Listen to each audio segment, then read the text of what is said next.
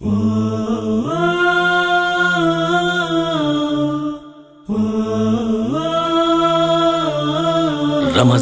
Series سحری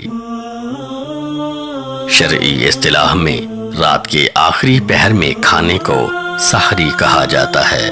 سحری کا وقت فجر صادق کے طلوع ہونے سے پہلے پہلے ہے۔ نبی رحمت صلی اللہ علیہ وآلہ وسلم نے سحری کھانے کا حکم دیا ہے۔ اس میں برکت ہونے کی خبر بھی دی ہے۔ سحری امت محمدیہ پر دوسری امتوں کے مقابلے میں اللہ کی خاص عنایت ہے، اس لیے اسے جان بوجھ کر ترک کرنا سنت کے خلاف ہے۔ البتہ اگر کوئی شخص سویا رہ جائے اور سحری نہ کر سکے تو وہ مستثنیٰ ہوگا، مگر سحری کے وقت میں جان بوجھ کر سونا یا جان بوجھ کر سحری کے لیے بیدار نہ ہونا مسنون طریقہ نہیں۔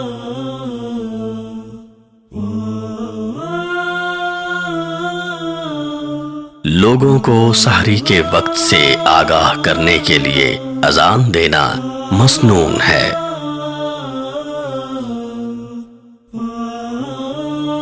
سحری میں تاخیر یعنی لیٹ کرنا مستحب ہے، لیکن یاد رکھیے تاخیر سے مراد یہ ہرگز نہیں کہ وقت گزر جانے اور اذان ہونے پر سحری کی جائے، بلکہ تاخیر سے مراد یہ ہے کہ وقت سحری میں رہتے ہوئے لیٹ سحری کی جائے، جس طرح نبی کریم صلی اللہ علیہ وسلم نے سحری میں تاخیر کی کہ آپ صلی اللہ علیہ وآلہ وسلم کی سحری اور اذان کے درمیان صرف 50 آیات کے پڑھنے جتنا وقفہ تھا۔ سحری میں کھجور کا استعمال نبی رحمت صلی اللہ علیہ وسلم کو پسند تھا۔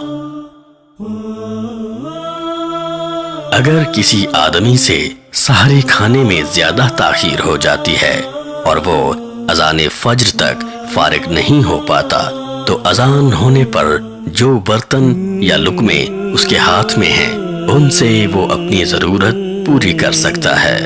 یاد رکھیے اس رخصت کا یہ مفہوم ہرگز نہیں کہ اذان سننے کے بعد آدمی بہت دیر تک کھاتا رہے یا چائے اور مختلف ڈشز کا اہتمام ہو جائے، بلکہ جو اس کے ہاتھ میں ہے اس سے اپنی ضرورت پوری کرنے کی اجازت ہے۔ نئے سرے سے ابتدا کرنے یا بہت تاخیر کر دینے سے گریز کرنا چاہیے۔